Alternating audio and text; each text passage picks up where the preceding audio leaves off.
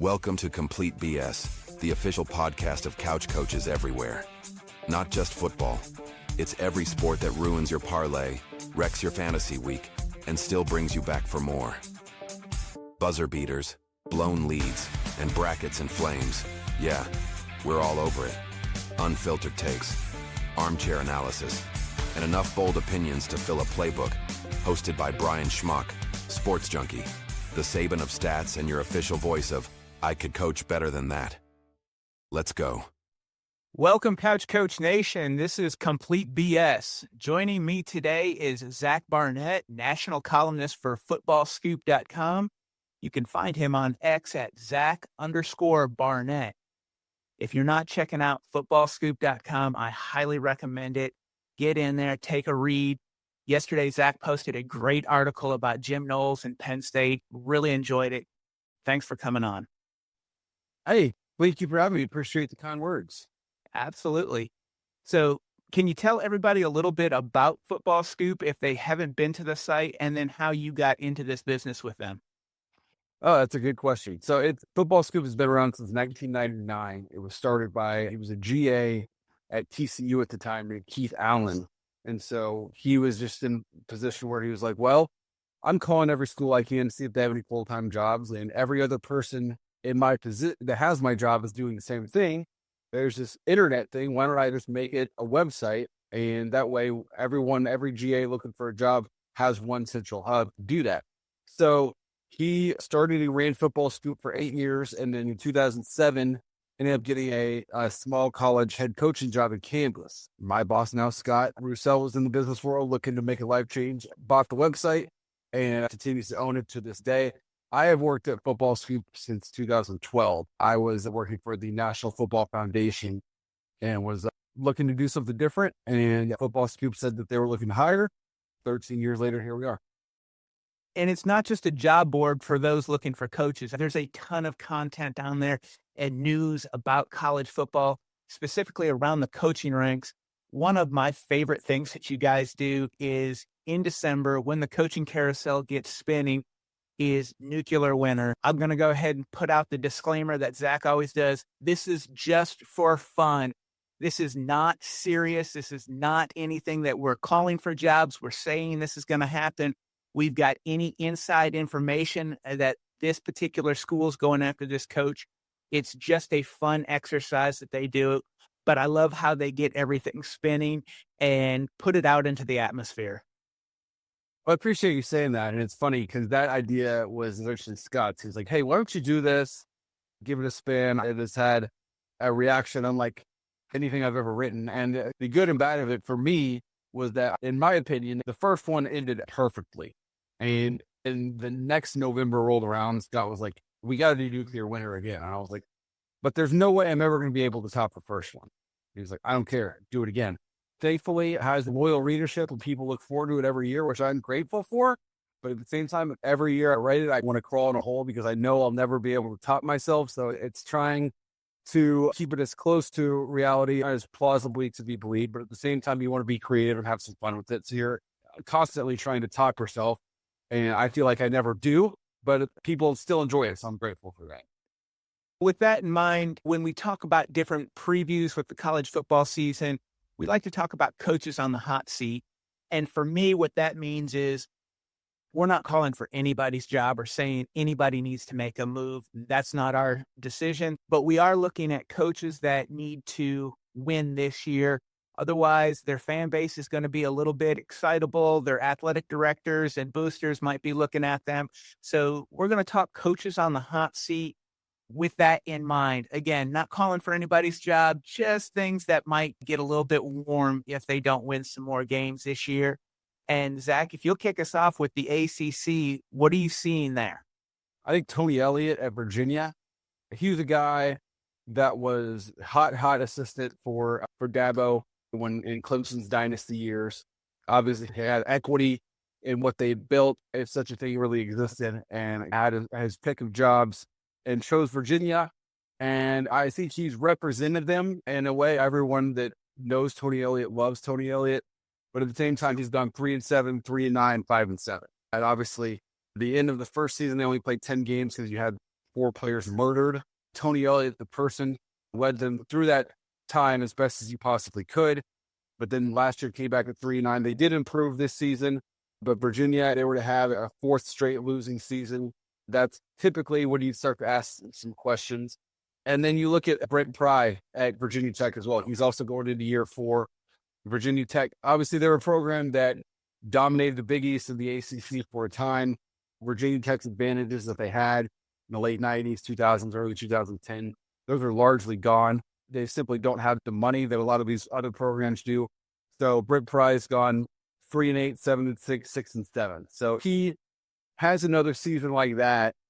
I think it'll be a conversation that Virginia Tech needs to have with itself. Is what's fair to expect from our football program in 2025, 2026? A couple that I had on my radar was Justin Wilcox out at Cal. He's starting year 9 and 8 games under 500. His best season was pre-COVID in 2019 at 8-5. And they have a new athletic director in Berkeley. And a lot of times when you have that new AD, they're looking to put their stamp on the biggest financial program, and that's football. So that could be an area where the new AD is looking to make a new hire. Mike Norvell here in my backyard in Tallahassee. Talking about him, I think if he gets bowl eligible, that quiets things and we move on to 2026. If the wheels fall off again and they can't make a bowl, I have to see that FSU is really going to be looking at him hard. And my final one is maybe a bit of an outlier, but I look at Dave Dornan at NC State. He's going into year 13. He's only had 4 9-win seasons. They haven't won a bowl game since 2017. And I think the Bill Belichick hire just up the road in Chapel Hill has a lot of fans and boosters saying, hey, if UNC could make a splash hire, has Dave Dornan taken us as far as he can go? And maybe we can get something different. So I would look at those 3. Yeah, those are good suggestions. I agree with you on Mike Norvell. No one's expecting 13 wins this season, but I think you got to get to that 8. You got to show competency. You got to put a football team on the field that looks like it knows what it's doing, that looks like it's well constructed. I think everyone's willing at Florida State, willing to write off 2024 as an aberration if Mike Norvell proves that it's an aberration. And on Cal, talked about Virginia and Virginia Tech kind of needing to have a family conversation about what's fair to expect from their program. They've already done that at Cal. They watched what Stanford did in hiring Andrew Luck as the general manager with 80 powers, 80 oversight over the football program. They had a revolt among their major boosters and their collective donors and say, we're not going to donate to the program anymore until you do the same thing with Ron Rivera. So they've since done that, and Ron Rivera has the power to hire and fire the head coach. So 1 + 1 typically equals 2 in these situations. At the same time, it's really hard to win at Cal. You're in the ACC at the University of California. I can see Justin Wilcox getting fired, but at the same time, it's hard for me to envision Cal hiring anyone doing demonstrably better than Justin Wilcox has done at Cal. The Jeff Tedford days of 2007 with Aaron Rodgers probably aren't coming back. Fair point. What do you have in the Big 12? These aren't hot seat guys, so to speak. I don't expect either one of them to be fired, but I think it's going to be what do we really have here type season with Joey McGuire at Texas Tech. Everyone's fully agreed upon that this season is an outright failure if they don't at least get to Arlington. Texas Tech's never been in the Big 12 championship game ever, and they have the most talented team in the Big 12 and certainly the most expensive team in the Big 12. So there's nowhere for Joey McGuire to hide. To his credit, he acknowledges that. TCU, Sonny Dykes, kind of similar to Mike Norvell at Florida State. Huge success early, maybe a little bit too successful for his own good in 2022. Come back to earth a little bit in 2023, 5 games that season, and then back to 9-4. So are you just a 9-win team, or are you going to get TCU back to the top of the heap in that conference and winning that conference? Dave Aranda, a similar boat. He's had high highs, low lows. There's some people at Baylor that think they have the best quarterback running back combo, not only in the Big 12, but one of the best in the nation. So is this a program that can get to Arlington? And then Arizona is one to keep an eye on. Brent Brennan is new there, but I heard from industry talk that there was conflict with the AD there. So if they don't win this season, I wouldn't be surprised to see a quick trigger there. I agree with you absolutely on Dave Aranda. He's somebody that I had on my list last year. An 8-5 season last year kind of squashed things right now. But if he backslides on that, I think that can be a place that Baylor looks to make a change. And then I'd also look at Cincinnati with Scott Satterfield going into year 3, 8-16, hasn't had a winning season there. Just getting bowl eligible, that would be a big step there. The Big 12 is absolutely fascinating to me because if you played this ACC season 100 times, Clemson or Miami probably win it 70 to 80 times. You played the Big 10 season out 100 times, Ohio State, Penn State, Oregon probably win it 95 of those times. SEC, Texas, Georgia, LSU, Alabama, those 4 combined probably win the league 90 times. You played any Big 12 season out 100 times, I doubt any single school wins it more than 20. So there is a wide variance. The ceiling and the floor in that conference are closer than any other conference. The 2025 season, once we get to December 1st, if you wind it back to August 1st, you get a different season. But of course, history is shaped by what happens on the field. So it's just the twists and turns of the Big 12 season. You could have who makes the Big 12 championship game, who makes the playoff, who gets fired. All that is going to spin on penalties, quarterback injuries, turnover luck, all that stuff. And so it's just, love to watch the Big 12 for that reason, just because that conference is so topsy-turvy. I agree. And as I was doing my top 25, which will be another episode, I've got multiple teams in the Big 12 ranked in the top 25. But looking across the conference, I see 6 teams that I could have winning the conference. So I think it's going to be the most exciting conference to watch across the country. Those games are must-see TV. Now let's turn our attention to the Big Ten. And what do you see in the Big Ten this year? Again, I don't think he gets fired by any means, but I'm interested in Sharon Moore.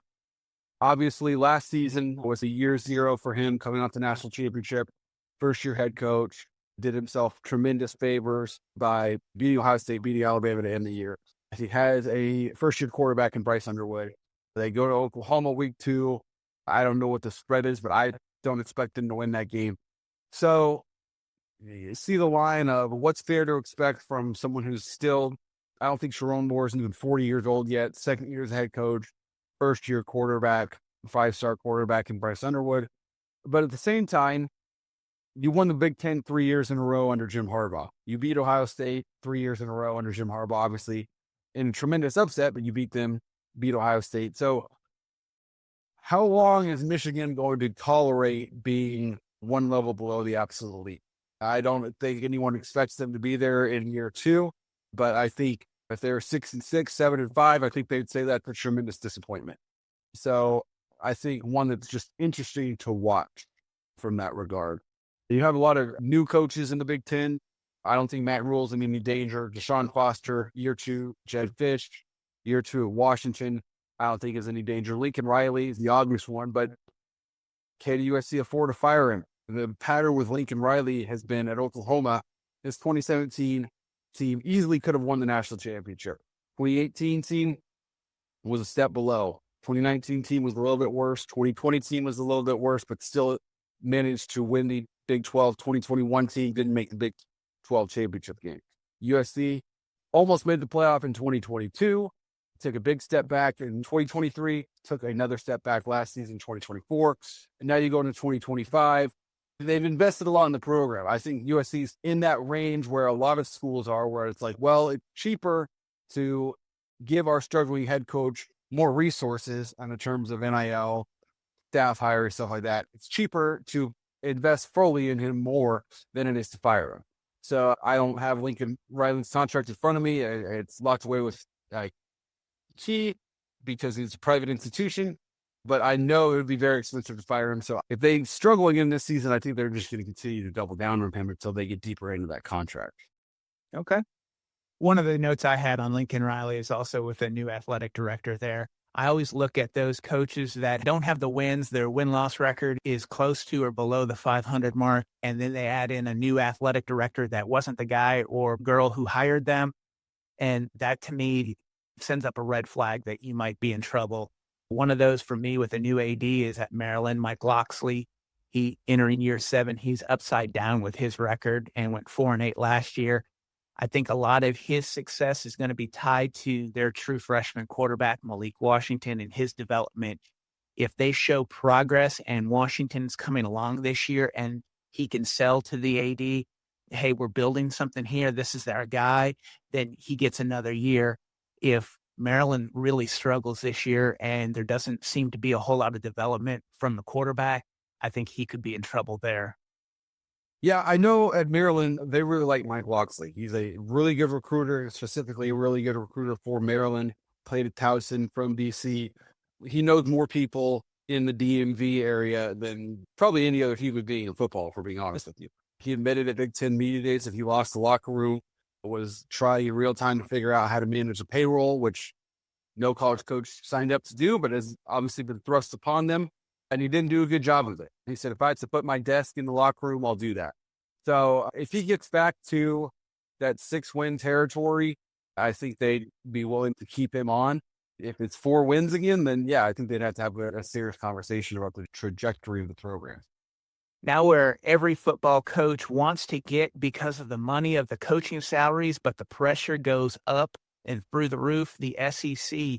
What are you looking at in the SEC? Mark Stoops, Kentucky, took the Texas A&M job for about 12 hours, probably not even that long, and then tucked tail back to Kentucky when that fell through. And predictably, Kentucky had a joyless season last year. They struggled tremendously on offense, similar to your Dave Doran comment earlier. He's been there a long time, had a lot of success, but is it time for just a different voice? I think that's probably what Kentucky's going to be asking itself if it has another subpar season. And then it's Sam Pittman at Arkansas. I think back to September 2021 when they beat Texas and beat Texas A&M within the same month, within 3 weeks of each other, and Arkansas felt like it was on top of the world. And then that's been the best it's been at Arkansas since then. Arkansas, it's interesting because you have the Walmart family, the Tyson Foods family, the Jones family. You get one of them on board, you're good to go from an NIL perspective, but they've just been consistently behind in that regard. They lose multiple starters to other SEC schools. They become an SEC farm program, which is tough for Sam Pittman. Everyone that knows Sam Pittman likes and respects him, but he's no fool. They've got to win more or he'll be gone. And then Brent Venables. Joe Castiglione, the AD, is on his way out. They've hired Jim Nagy from the Senior Bowl as the GM, who Jim Nagy does not report to Brent Venables. He reports to the AD. That's basically de facto Randall Stevenson, an Oklahoma grad who formerly ran AT&T, is now trying to restructure Oklahoma's athletic department. So if Oklahoma wins 6 games or less again, Brent Venables is as good as gone. If they win 8, especially, I think that's probably the minimum threshold for him to return, but it depends on how they get those 8. If they start 5-0 and they go 3-4 from that point forward, probably a poor season for OU. Yeah, I had those same 3 on my radar. I also have Hugh Freeze there just because I think Auburn's expectations are always so high, and he recruits better than the results on the field. I think the SEC schedule is manageable for him, but I really think this is a make or break year if Auburn wants to make a change. Yeah, and Hughes acknowledged that. He's like, I'm no fool. We got to win more. Hughes says that the glory days are coming.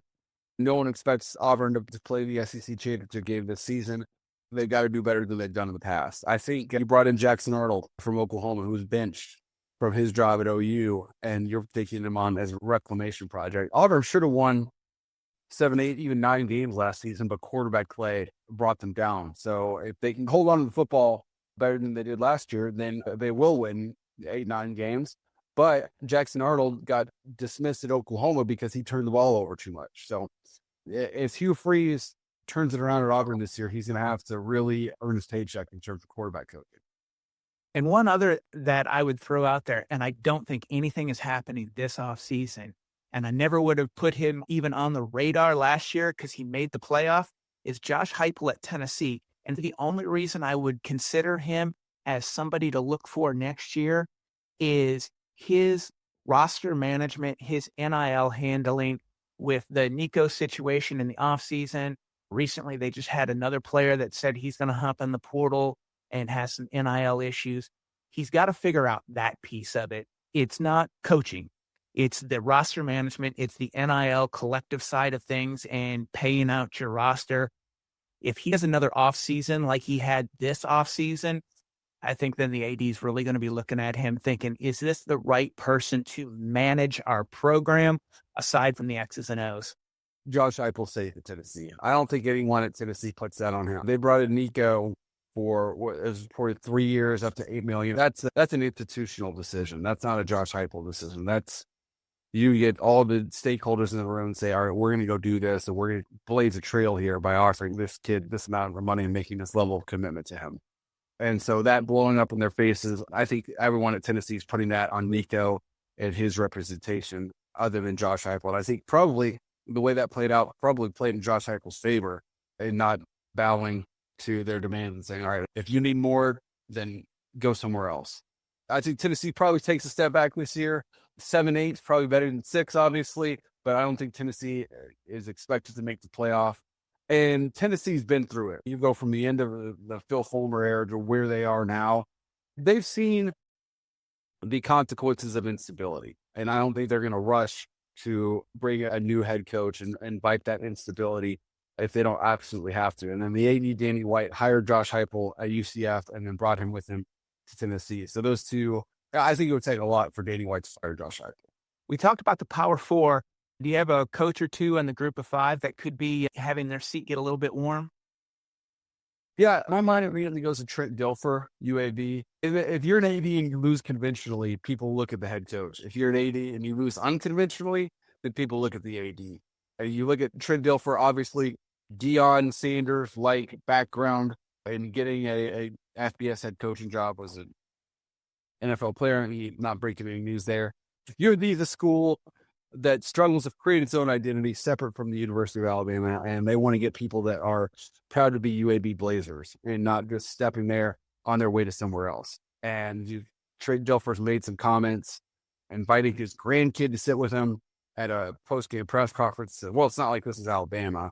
And then his daughter, who's on an in-house podcast with their AD, I believe it was, and talked about his daughter signed with Louisville Volleyball, which Louisville is a great school, but he thought, man, Trent said, the Louisville volleyball program's really got to figure it out.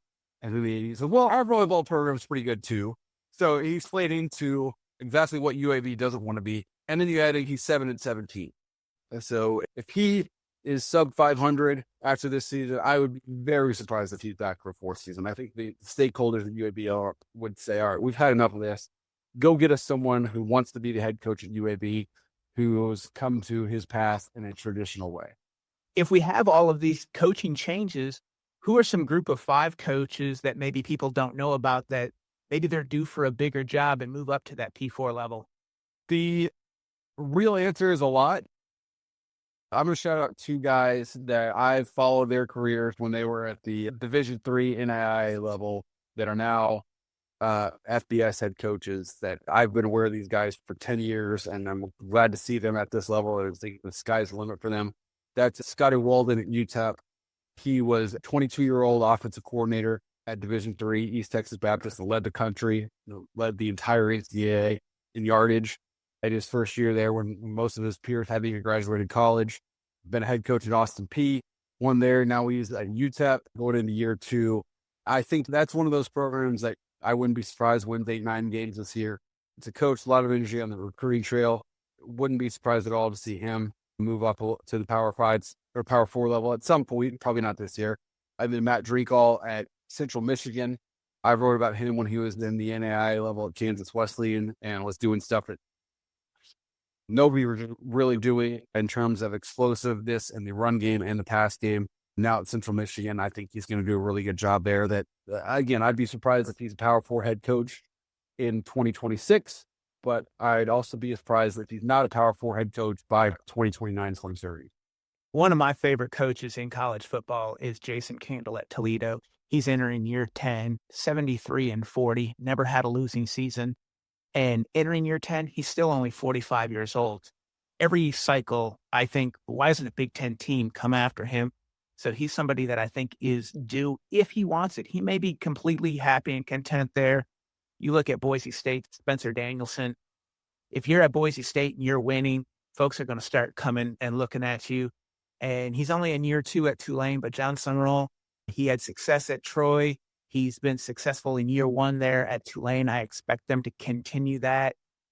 There's only 2 coaches at Tulane in the last 70 years that have won more than half of their games. Tommy Bowden and Willie Fritz, and both of them went on to bigger jobs. If he keeps winning, someone's coming for John Summerall at Tulane.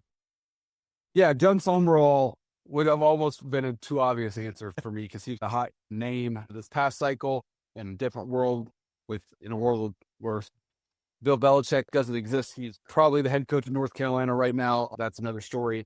I mean, he's a Kentucky alum.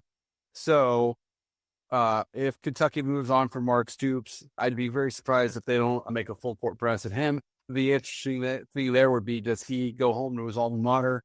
Going home to your alma mater, more often than not, it's not sunshine and roses. So that would be interesting to see if he does that, or if he holds out for an Auburn or an Arkansas or something like that. And then Jason Candle, there have been multiple times over the years where we at Football Scoop have been following him very closely for head coaching jobs, NFL assistant jobs, Power 4 coordinator jobs, where we thought within a couple hours we're going to learn that this guy's moved on. And for one reason or another, that hasn't happened. He's still at Toledo. They don't probably get the credit they deserve for consistent success. Boise State is the consistent winner, but who else is ahead of them at the Group of 5 level in terms of stacked and winning seasons year after year? And you mentioned the Big Ten, and running through it off the top of my head, I can only name one Big Ten school that's hired a former MAC head coach. That's Minnesota hiring PJ Fleck from Western Michigan. So I think for a long time, it was just such an obvious thing, the MAC to Big Ten pipeline, that I think so many schools in the Big Ten have seen that not work out. So they're like, all right, let's try something different. And B, the money is so big now in the Big Ten that they can shop from a different store now that maybe they needed to 20 years ago. So none of that's to say Jason Candle can't go win the Big Ten, but it's just a long story longer. I don't know what the next job for Jason Candle is, but the evidence tells us that he's comfortable passing on some pretty good gigs to remain at Toledo. And if you went the coordinator route, do you have a offensive or defensive coordinator that you think this guy's primed, he's ready to go and get that head coaching job? Colin Klein, Texas A&M. He's a guy that I've been very successful with, was a very prominent player, did a really good job at Kansas State. Texas A&M has invested heavily in their offense. If he can develop Marcel Reed, because Marcel Reed did as good as you could expect of a guy who was a redshirt freshman that started the year as a backup, stepping into a starter, but still has some areas to grow, specifically as a passer. If he can grow as a passer, they went out and got a lot of wide receivers in the portal. Their offensive line returns a lot of experience. The running game should be really, really good. If Texas A&M gets to 10 wins and makes the playoff, then Colin Klein's going to be fielding head coaching offers in the Power 4 level. There's no doubt in my mind. I look at Will Stein out at Oregon. Oregon's had a new transfer quarterback after new transfer quarterback, and this year with Dante Moore, if he can manage that process, because, we're not going anywhere with the portal, and that's always going to be that issue there. Him being able to show how he's managed that, been able to get the most out of Bo Nix, Dylan Gabriel, now Dante Moore. I think that's something that's going to be really attractive to an athletic director making a hire. I look at him. And then I also look at Elijah Robinson, the defensive coordinator at Syracuse. He's been an amazing recruiter in his career. He's only 40 years old. And the success that Fran Brown has had there and bringing him in as the defensive coordinator, I think as Fran Brown moves forward in his career, Elijah Robinson is either going to have an opportunity to step into that head job at Syracuse or have another opportunity to go elsewhere as a head coach. Yeah, those are two great suggestions. The one skill that has been emphasized more, like obviously any head coach needs to be a good leader, good at time management, all that stuff. But one thing that's probably changed more from 10 years ago, 7 years ago, 5 years ago to right now is just the ability to acquire talent and attract talent. So if you don't have as many skins as the walls as a coordinator, but you've proven you can recruit, that's probably more of a plus in your mind than it was 6-7 years ago when an AD might say, all right, let's see him prove himself as a tactician more. Now it's, all right, this guy's proven he could coordinate, and he's an elite recruiter as a position coach and a coordinator. All right, this guy's ready to be a head coach. Not to say that Elijah Robinson's, unproven. Well, Zach, I really appreciate it. This has been so much fun looking at coaches, whether they're P4, Group of 5, looking at different coordinators and having this conversation. Let everybody know where they can find you. On FootballScoop.com every single day. On Twitter at Zach _Barnett, BARNETT. Very good. Thanks, everybody, for tuning in. This has been Complete BS. Thanks for listening to Complete BS. Be sure to subscribe, share, and follow us online. And tell us what you think of this episode. Use hashtag CouchCoachNation, and let's keep the conversation going.